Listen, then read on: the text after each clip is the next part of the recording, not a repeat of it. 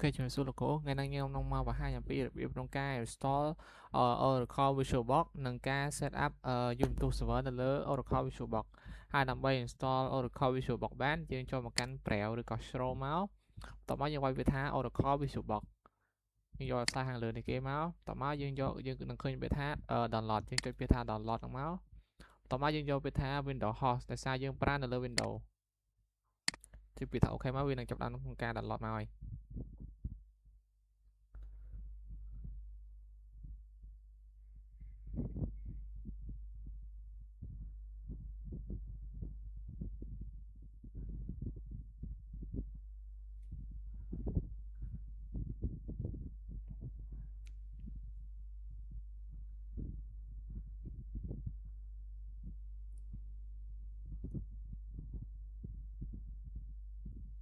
Ok, tập bao nhiêu cái thảo open folder máu hay double click lên với tới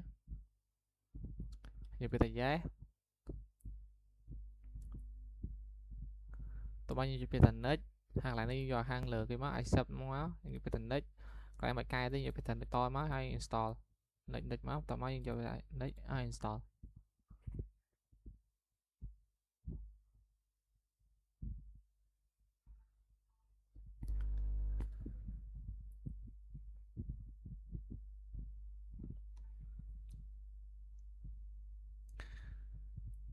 một cái lại lấy những cái finish máu ngày hai bên là ba dùngตัวOracle VisualBox này tập máu dương chập đam setup dùngตัวserver hay cái thành nết anh nhu về thành nết nhu tập máu dương cho dương đã chung mua máu đã chung lấy đã chung mua dương hòn số văn là raต่อมาcái này cứ dương pro từ họ folder này để dương trong store tục năng lấy tục năng trong tại đi tại đi ok ok tục năng folder nàyต่อมาcái này cứ dương từ họ image dương máu này ต่อมาcái nàyคือยังดอทิกมาหาบอทนี่nàoเขาอยากตอนเคยเอามีcái nàyนี่เต้เอามีcái nàyเอามีcái nàyใส่นี่เต้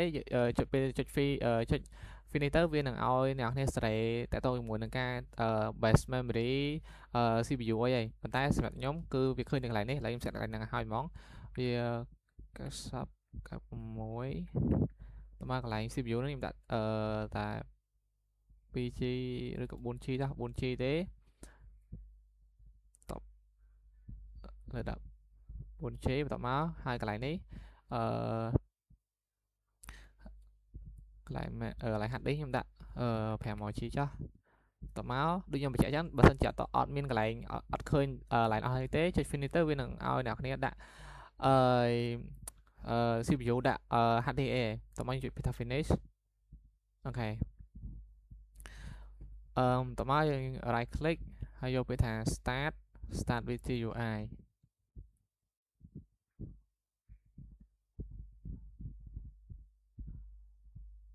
អូខេឥឡូវវាបាក់មកហើយต่อมากន្លែងនេះគឺ try on install យំទូ server យើងយកលើគេហ្នឹងមក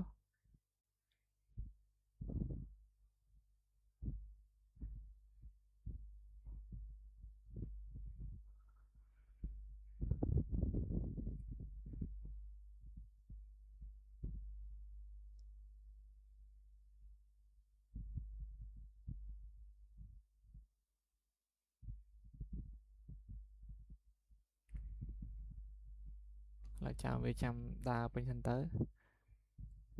ok cái này nó dương vô English không máuហើយយើងចុចarrow key មកនេះយើងយក done បាទនេះយើងអត់មាន set done ទៀតមកកន្លែង done ទៀតមកកាលនេះក៏យកត្រូវ set up proxy តែអីដែរយើងចុចពី done ទៀតកន្លែងយើងពី done ទៀតមកហើយយើងពីថា continue កន្លែងនេះគឺយើង scroll arrow key មកយើងយកពីថា done អូខេកន្លែងនេះយើង done ទៀតមកកន្លែងយើង continue តោះមកកន្លែងនេះដាក់ឈ្មោះមកឥឡូវដាក់ឈ្មោះខ្ញុំហងសវណ្ណារាហើយកន្លែង server នេះដាក់ថាសវណ្ណារាកន្លែង pick username ដាក់ថាសវណ្ណារាដូចគ្នាកន្លែង password ដាក់1 2 3នេះ1 2 3យើង scroll arrow key មកយើងយកទៅដល់តទៀត កន្លែងនេះយើង skip ចោលទៅយើងអត់ត្រូវenable ទេយើងជម្រាបថា continue តមកកន្លែងនេះគឺយើងចុចកន្លែងនេះចុច space មកនេះអឺបន្ទាប់មកយើងចុច space លើមិញហើយយើង scroll ក្រោមមកយើងជម្រាបថា done តទៅហើយកន្លែងនេះក៏យើងអត់ធ្វើដែរយើងចូលមកក្រោមមកយើងជម្រាបថា done ហើយកន្លែងនេះវាចាប់ផ្ដើមក្នុងការ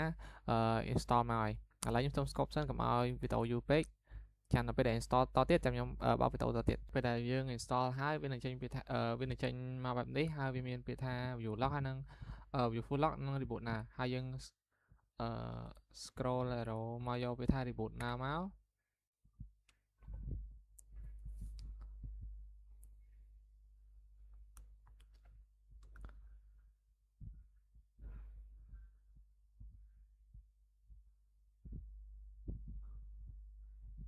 អូខេកន្លែងនេះយើងមិនបាច់ធ្វើទេយើងយកពាក្យថា enter មក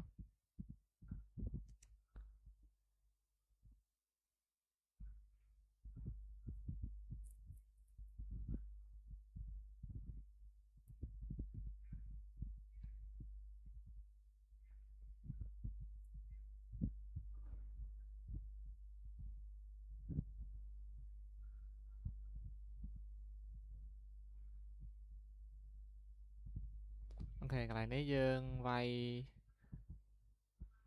username យើងមក use ក្នុងសវណ្ណារា password 1 2 3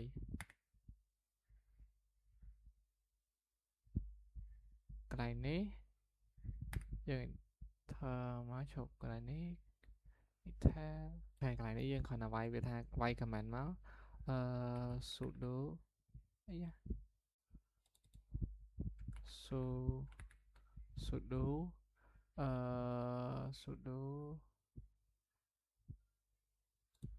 sudo touch /etc /cloud dash init disable អូខេតែនេះគឺយើងបញ្ចូល password មក1 2 3អូខេវានឹងចូលមកមួយទៀតកន្លែងនេះយើងវាយ command មក cat etc /cloud dash init disable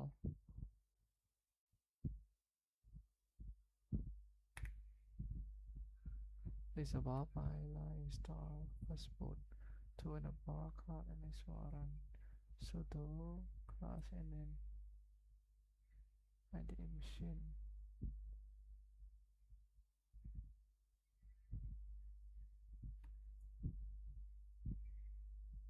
អូខេបន្ទាប់មកយើងវាយ command បន្តទៀតគឺ sudo at អីយ៉ា su ចំវាយ command ចូលយ៉ាង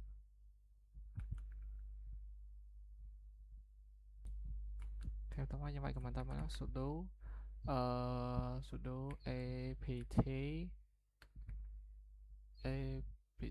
update និង apt upgrade dash y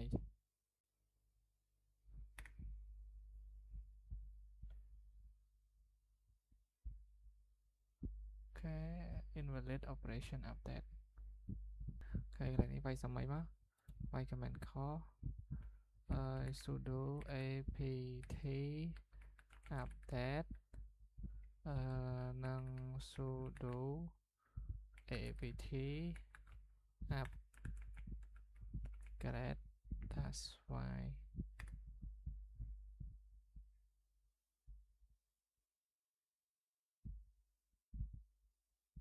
អូខេវាចាប់ផ្ដើម install ហើយ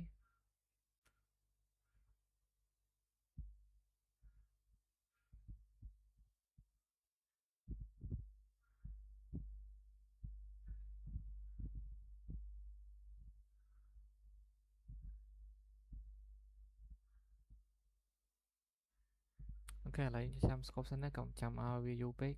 អូខេនេះវាចាប់ផ្ដើមក្នុងការ install មកហើយ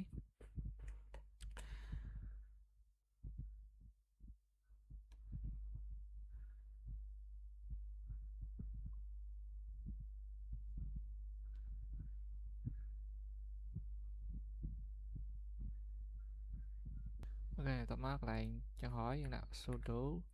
reboot ok giờ reboot đấy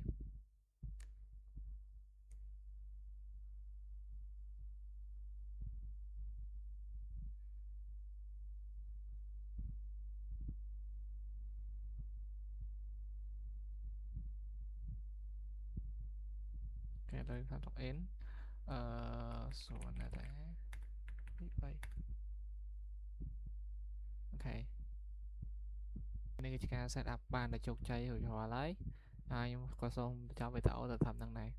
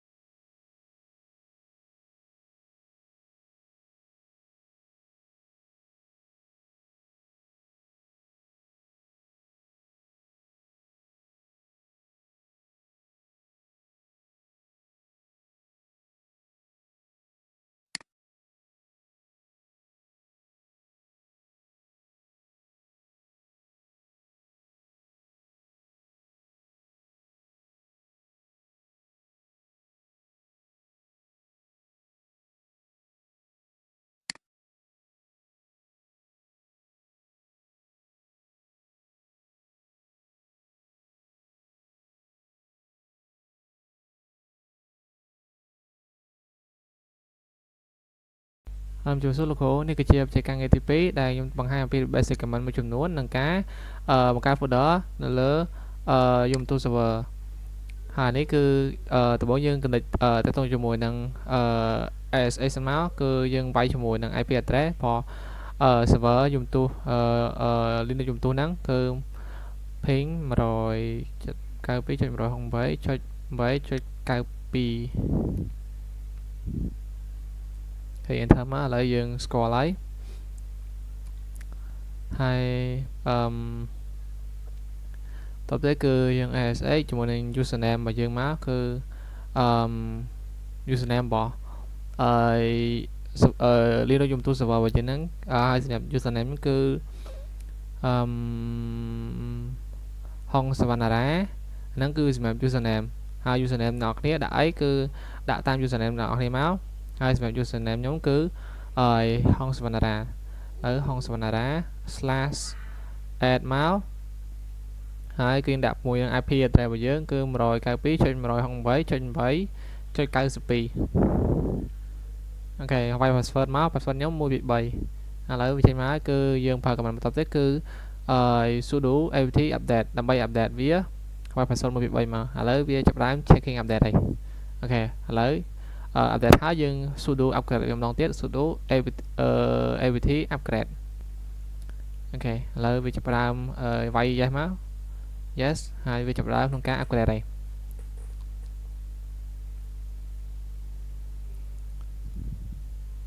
អូខេសូមរងចាំបន្តិចទៅដោយសារ video បើសិនជាវាមានអី upgrade វាមានយូរបើសិនវាអត់មានអី upgrade ទេវានឹងលឿនទេឥឡូវយើងជួយចែកមើលអូវាច្រើនដែរវា500មេជាងវាអាចនឹងយូរឥឡូវសូមចាំបន្តិចទៅចុះនៅតែវាយូរអត់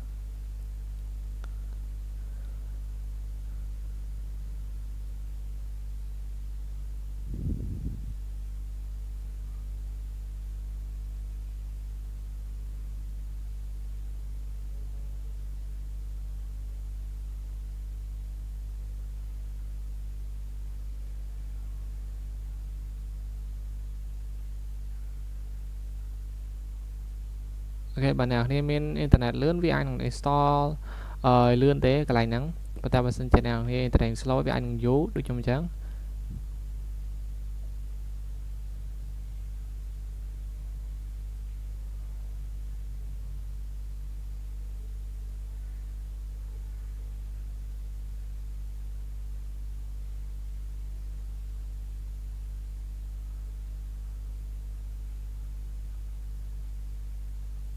ឥឡូវសូមស្គាល់វីដេអូសិន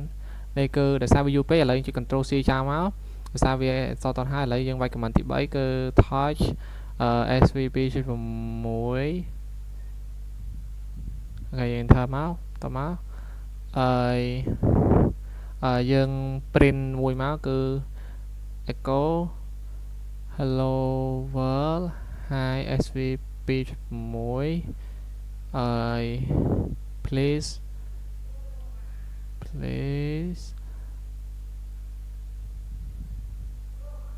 send video ហើយ enter មកនេះវានឹងចេញមកហើយវានឹង print text នឹងចេញមកហើយបន្តមកយើង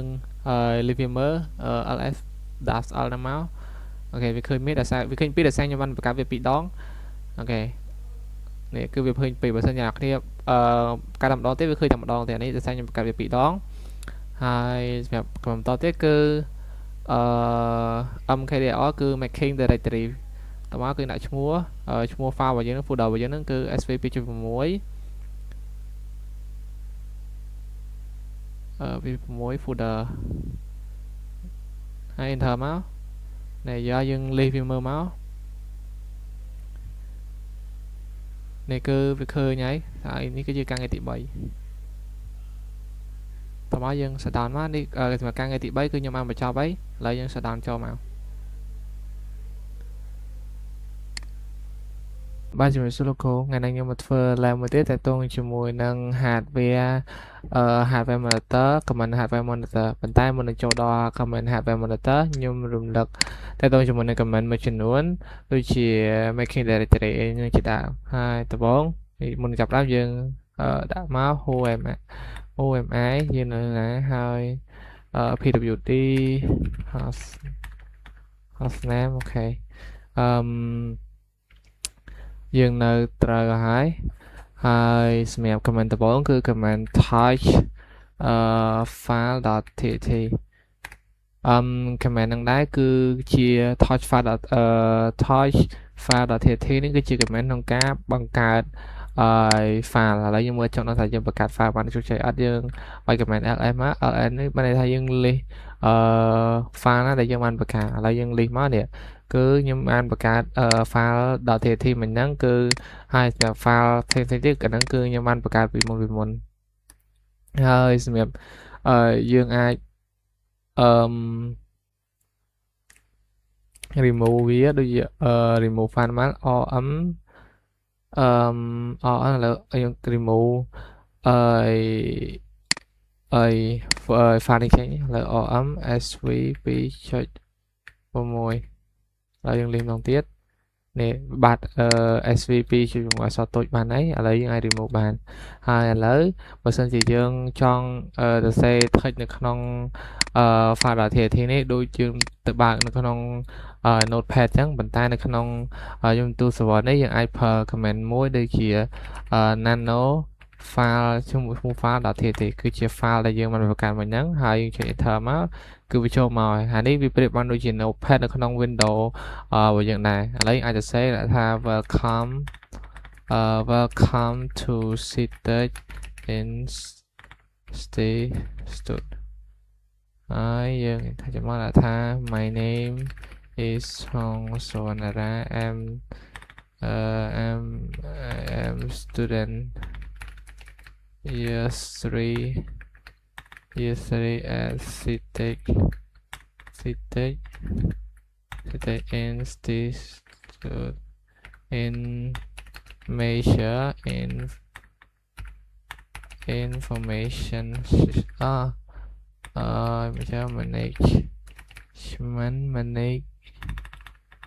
management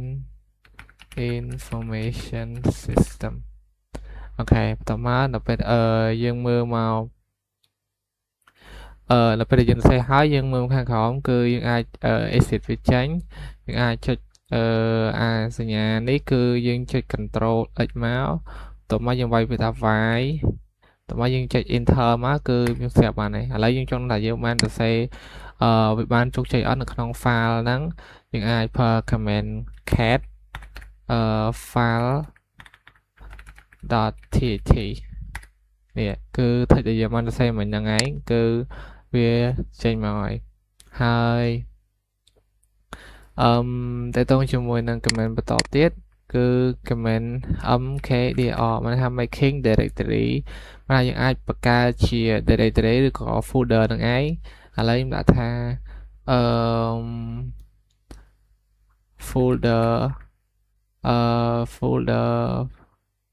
folder file នេះចាអូខេហើយដាក់ថា Citech folder ឥឡូវខ្ញុំដាក់ឈ្មោះថា Citech folder អញ្ចឹងហើយនិយាយថាមកហើយយើង list វាម្ដងទៀតនេះគឺវាចេញមក Citech folder ដែរគឺជា folder ហើយយើងអាចប្រើ command cd Citech type មកចេញនេះ Citech folder យើងអាច enter មកហើយយើងវាយហើយ command pwd ហើយយើងឈរនៅលើណានេះយើងនៅក្នុងfolder មួយហ្នឹងហើយក៏យើងអាចចាក់ចេញវិញបានដែរដូចយើងប្រើ command cd dot ក៏បាន cd dot មកវាចេញមកទាំងអស់វិញ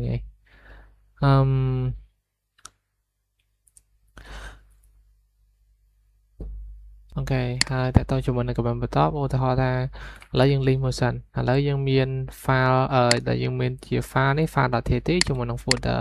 ឥឡូវឧទាហរណ៍ថាបើសិនជាយើងចង់ move file បានយើងចង់ copy file.txt នេះចូលក្នុង folder Citech folder នេះឥឡូវបើសិនជាយើង cd ចូលក្នុង Citech folder ហើយយើងlink មើលវាអត់មានអីនៅក្នុងវាមាន file នៅក្នុង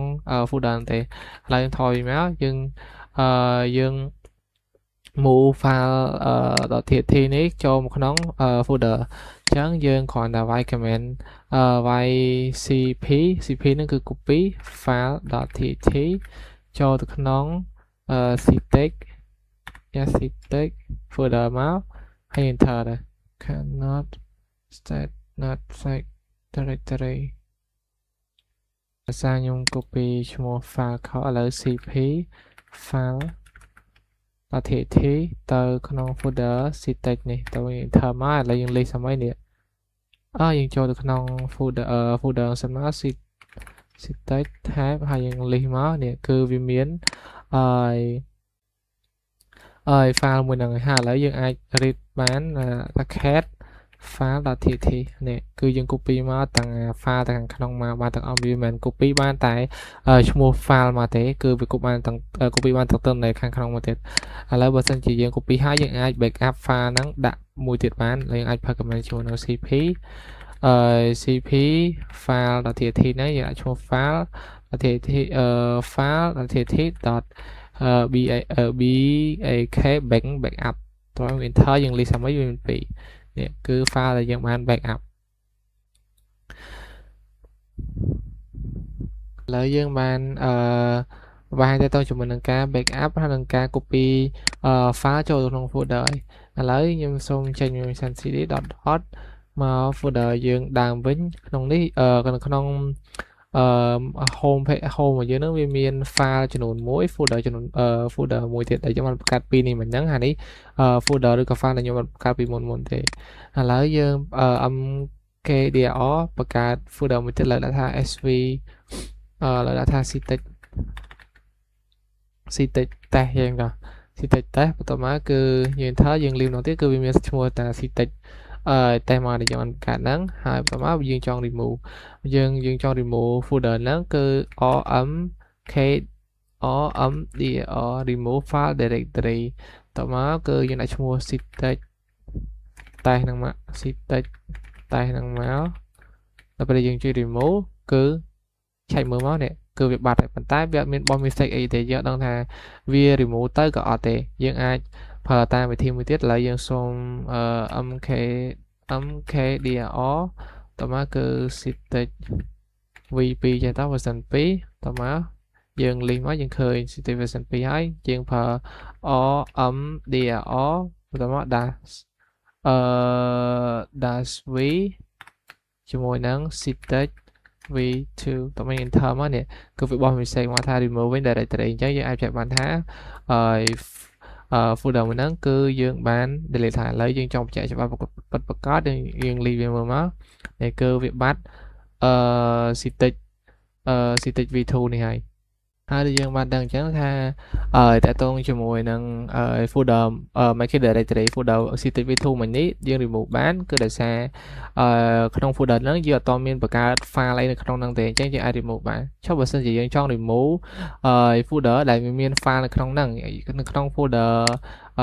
ctech folder នេះគឺយើងមាន file ចំនួន2ដែលទីមួយគឺជា file.txt ទីមួយទៀតគឺជា file backup នេះfile txt.backup backup ហ្នឹងឥឡូវយើងសាក remove មើលrmdir តោះមកឥឡូវដាក់ free ចុះដាក់ free ctech folder អូខេឥឡូវយើងចុច remove នេះដាក់បានថាយើងអាច remove បានទេដោយសារ folder ហ្នឹងនៅក្នុង folder ហ្នឹងវាមាន file ប៉ុន្តែបើសិនជាយើងចង់ remove យើងអាចប្រើ command ផ្សេងដែលយើងប្រើ command rm .rv ជាមួយនឹង ctech នេះតោះមកគឺយើងអាច enter មកនេះគឺវាបោះ message មក remove full នៅ folder ហ្នឹងបានជោគជ័យវា remove ទាំង folder remove ទាំង file នៅក្នុង folder ទាំងពីរហ្នឹងឥឡូវយើងលេសម្ដងទៀតយើងលែងមាន folder ហ្នឹងមកដោយសារយើងបាន remove វាដោយជោគជ័យឥឡូវយើងក៏អាច remove យើងអាចថា rename ឥឡូវយើងមើលខាងនេះលេខមកយើងអាចfile ដែលយើងបានបង្កើតមិញហ្នឹងយើងអាចចូលទៅ cat file.txt យើងមើលមកយើងមានទិន្នន័យប៉ុណ្ណេះឥឡូវបើសិនជាយើងចង់rename ឈ្មោះហ្នឹងយើងអាចប្រើ mv file.txt ទៅមកដាក់ឈ្មោះ file ថ្មី file v2.txt តមកយើង list មកនេះគឺ file utility តែវាយើងខ្វះ command cat ដូចយើងចាប់បតោអញ្ចឹងfile utility គឺ data និង data បានន័យថាយើងគ្រាន់តែ rename ទេឥឡូវខ្ញុំចូលទៅដល់command hardware monitor មួយចំនួនឥឡូវបើសិនជាយើងចង់ search តទៅជាមួយនឹងឬក៏យើងចង់ឆែកទៅជាមួយនឹង core CPU របស់យើងអាចប្រើ command មួយបានគឺ ls list ហ្នឹងហើយ list CPU អូខេតមកគឺវាចេញមកហើយយើងអាចឆែកមកបានថា CPU យើងវាមិន core អីមិន core ហើយបើសិនបើយើងអាចប្រើ command មួយទៀតគឺ command top ដូចយើងបើកទៅលើ task manager នៅក្នុង Windows យើងអញ្ចឹងយើងចូលដល់ថាវាកម្មវិធីហ្នឹងវា C មែន G CPU មែន memory មែនហើយអានេះវាខ្មៅ short អានេះវាអាចមាន short អីទេប៉ុន្តែយើងអាចវាឲ្យធ្វើឲ្យវាមាន color បានឬក៏យើងអាចវា short ពីធំទៅតូចពីធំទៅធំឲ្យវាងាយស្រួលក្នុងការមើលហើយយើងអាច search តាមរយៈ PID បានហើយយើងអាច kill វាបានដែរដើម្បីធ្វើយ៉ាងបានគឺយើងត្រូវការ install វាឥឡូវខ្ញុំសូម sudo apt update វាមួយសិនដើម្បី level password 1 2 3ដើម្បីឲ្យវាទៅ latest version update ចូល package ថ្មីអូខេឥឡូវយើង update វាហើយឥឡូវយើងចូលinstall មួយតែយើងប្រើ command sudo apt install xtop អូខេឥឡូវវា install បានជោគជ័យឥឡូវយើងវាយ xtop មកនេះគឺវាចេញមកមាន color full មែនតើហើយកន្លែងនេះគឺយើងអាច short ពីតូចទៅធំពីធំទៅតូចហើយយើងមាន color full ហើយកន្លែងនេះក៏យើងអាចធ្វើការ search ថាfile មួយណាតាមរយៈ PD យើងយកវាទៅ kill ទៅបានហើយតាមរយៈយក PD នេះយកទៅចាប់ហើយយកទៅ kill វាឥឡូវខ្ញុំអត់ទាន់ធ្វើ kill ទេហើយជា control C សិនមកខ្ញុំទៅបង្ហាញ command មួយទៀតតែទៅជាមួយនឹង command free ឥឡូវបានន័យថាយើងឆែកទៅលើលើវាយស្មើនេះយើងឆែកទៅលើ memory ហ្នឹងtotal ប្រើចំនួនប៉ុន្មានតនេចំនួនប្រមាណប៉ុន្តែវាចំនួននេះទាំងអស់នេះវាគឺជាចំនួនបាយយើងអាចយកទៅកណនាបានប៉ុន្តែបើសិនជាយើងអត់ចង់កណនាវាទេវាពិបាកមើលយើងអាចប្រើ command មួយទៀតគឺ free.x នេះគឺជា human readable មានន័យថាយើងងាយស្រួលក្នុងការមើលនេះដែលវាមានចំនួន G ចំនួនuse ប្រមាណ total ប្រមាណ free ប្រមាណហើយនេះគឺជាចំនួន span ក្នុង visual box ហ្នឹងទេហើយក៏យើងអាចឆែកទៅលើ disk បានដែរដូចយើងប្រើជាមួយ df នេះបាយមកគឺវាចេញ3ចំនួន3គ្នាដូច command ខាងលើដែរបើសិនយើងចង់ឲ្យវាឲ្យស្រួលមើលជា human readable យើងអាចបាយ command df .x នេះគឺវាចេញជាចំនួនមកហើយតើតើជាមួយនឹង command មួយទៀតគឺតើតើជាមួយនឹង command command list បើន័យថាយើង list block file ហ្នឹង file ដែល block យើងអាចយកមកមើលបានដូចជា ls blkទៅសាក់ enter សិនមកនេះគឺវាចេញមកហើយ file ដែលយើងហាយហ្នឹងគឺវាចេញមកបានហើយនេះហើយដូចខ្ញុំបានបញ្ជាក់មិញទៅតើតជាមួយនឹងការ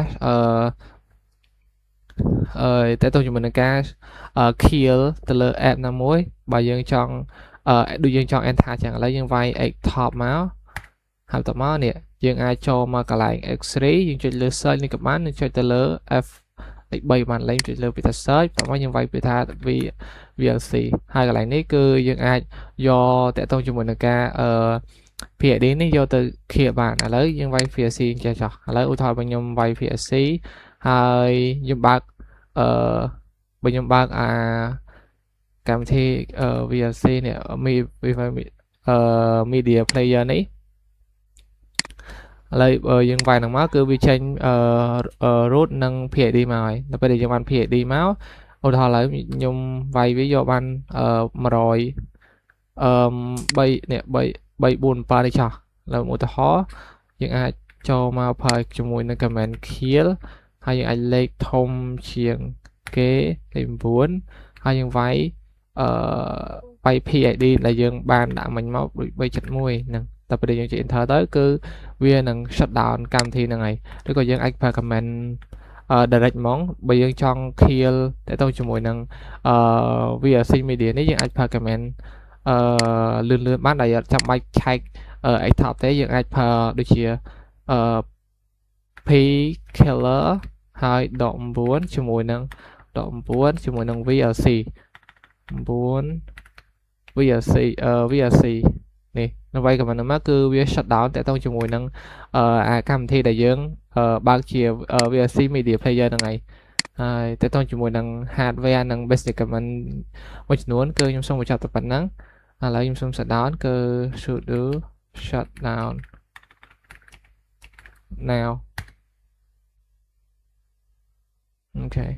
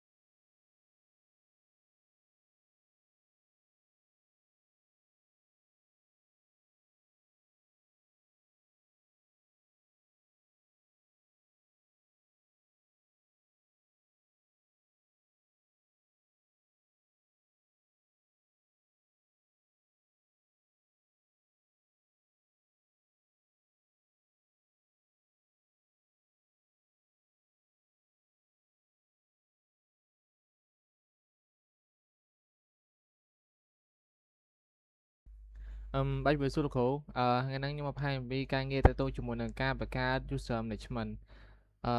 muốn cho đo comment nâng cao và ca user management là dân vay comment lơ username và dân sân máu hô em ai trong đó là username mình cho được ấy tụi máu nhưng anh vay pwd có hostname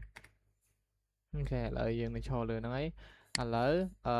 ចាប់ដើមតាក់ទងជាមួយនឹង comment ទី1តាក់ទងជាមួយនឹង comment បង្កើត user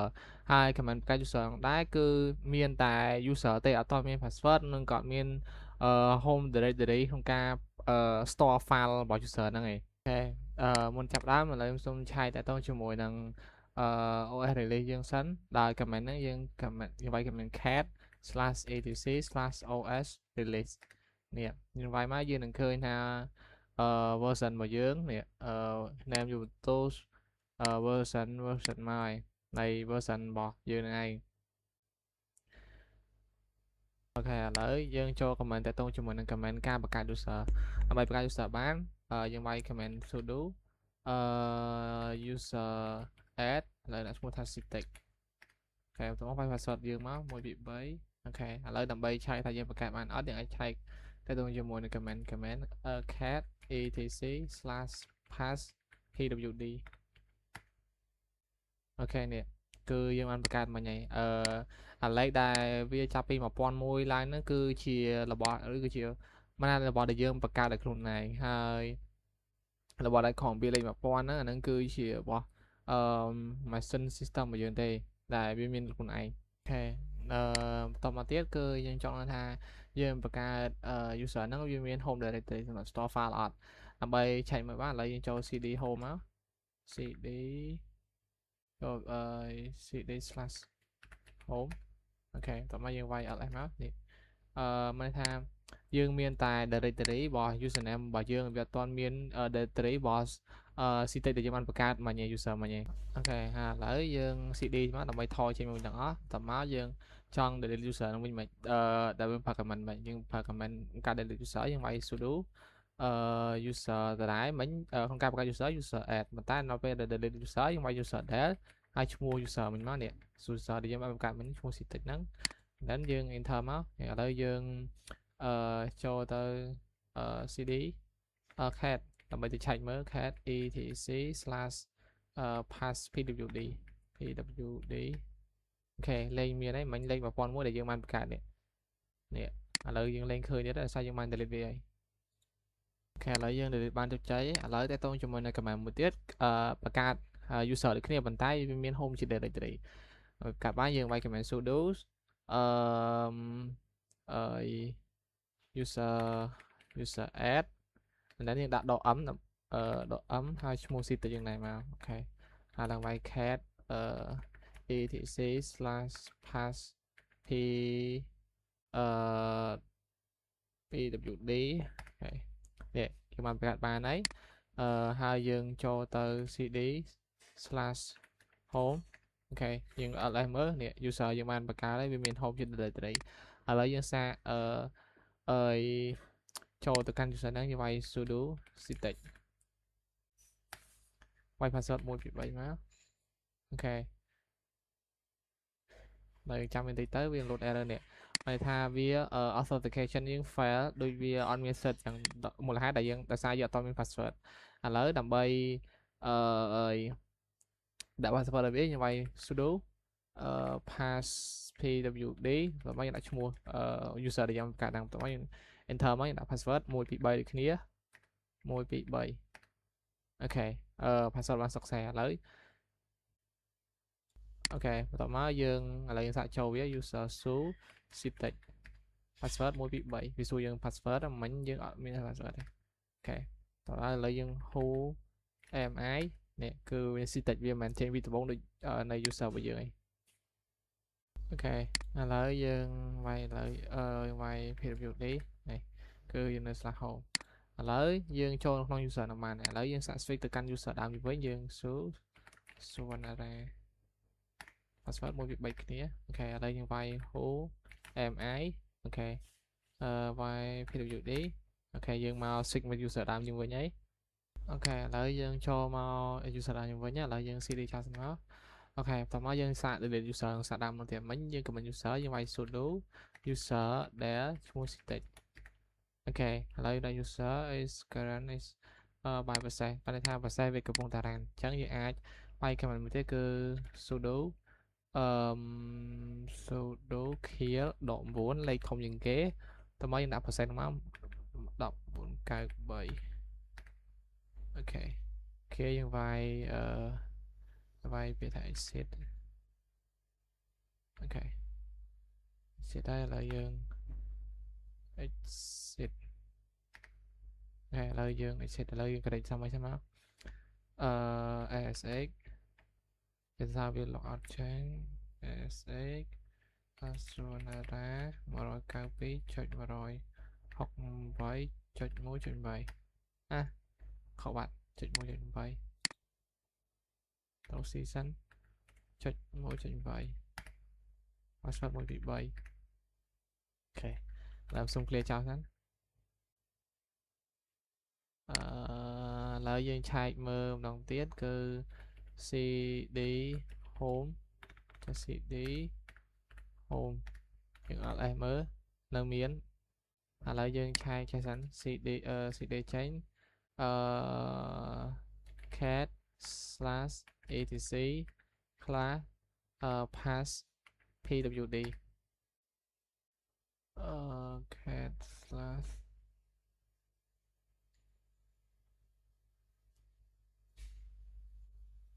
số vài đồng tiết cat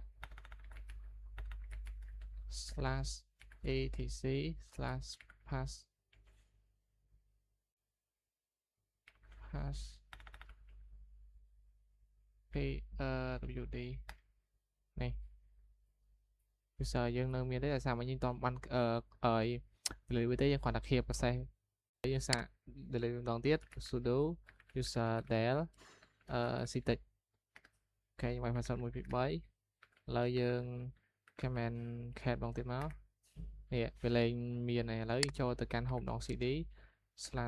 /home ls មើលអូខេវានៅជាប់បែបហ្នឹង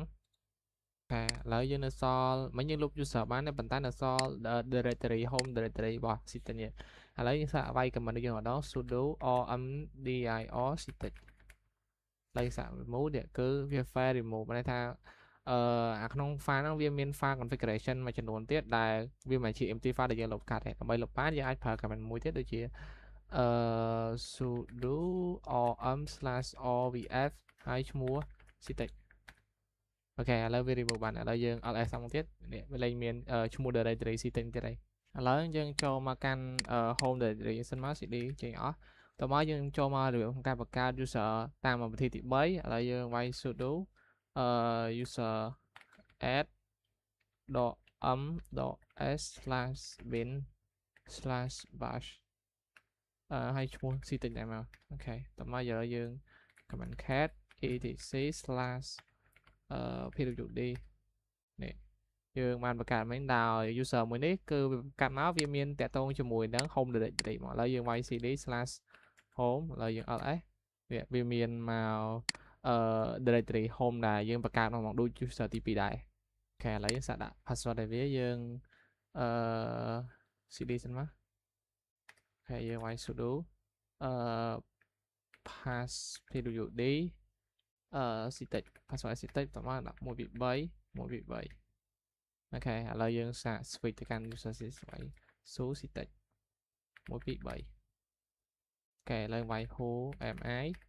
នេះយើងចូលនៅលើ user ទីតិចទៀតហើយ pwd អូខេឥឡូវសូម switch ទៅកាន់ user វិញឥឡូវយើងចូល user របស់បានឥឡូវsu ส่วนอะไรទៅកាន់ user យើងវិញ1 2 3អូខេ OMI នេះមកយើងចូលមកកាន់ user ដើមយើងវិញហើយអូខេឥឡូវយើងចូលមកកាន់ការបង្កើត user មួយទៀតដែលលឿនជាងមុនដើម្បីបង្កើតបានយើងវាយ command sudo sudo add user កាលមុន user add .m user user/s/bin នេះយើងទៅឥឡូវយើងវាយ command add user មុនសម្រាប់ដាក់ឈ្មោះមកលើដាក់ឈ្មោះថាstatic static ណាចឹងចុះ ឥឡូវដាក់ថា syntax ណាដែរ okay user again place username matching rectangular expression ហើយវាមានអាចជាតាឡើងវាយម្ដងទៀតមើលណាអូខេវាអត់ឲ្យយើងដាក់ឈ្មោះលាយជាមួយនឹងលក្ខណៈជា camel cache ហើយសំដៅ password 1 2 3ក្នុងការបង្កើត user អាវិធីនេះគឺចូលមកដំបូងវាឲ្យយើងដាក់ចូលមកហើយយើងឲ្យដាក់ user ហ្មងដាក់ password ហ្មងដាក់តាមបាយយើង provide password តាមក្រោយឥឡូវយើងវាយ password 1 2 3ហើយអូខេ1 2 3ម្ដងទៀត full name ដាក់អត់អូខេឥឡូវ full name យើងដាក់អត់ឥឡូវដាក់ឈ្មោះfull name ចុះហងសួនណាដែរroom number ដាក់អត់ទេ phone work អត់ដែរ home phone ក៏ដាក់ដែរ order អត់អី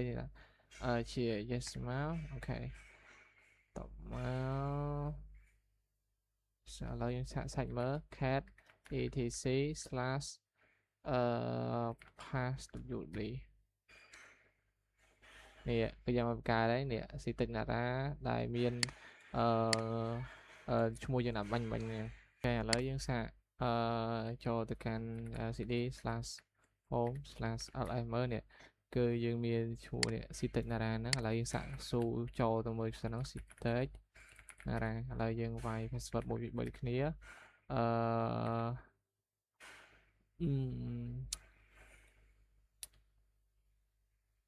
ឡូវយើងឆែកមក pwd អូខេយើងនៅ slash home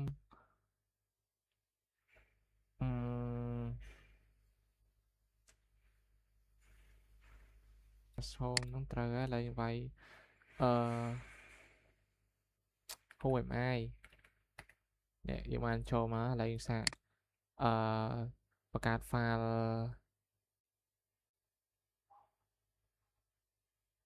ឥឡូវយើងសាកបង្កើត file នៅក្នុង directory home ឥឡូវយើងសាកចូលទៅកាន់ user data យើងវិញដោយយើងអាចshortcut បានឡើង cd សិនមកហើយ shortcut ដូចជា shortcut exit ហើយវាយ who mi នេះវាចូលមកកាន់ user data វិញដែលយកចាំបាច់ចេញវាតាមដោយវិធីដំបូងមួយយើងគ្រាន់តែវាយពាក្យ keyword exit គឺវានឹងចូលមកកាន់ user តាមយើងវិញហើយ comment តទៅជាមួយនឹង user management និងការបង្កើត user ហ្នឹងគឺមានតែប៉ុណ្្នឹងទេហើយអរគុណលោកគ្រូ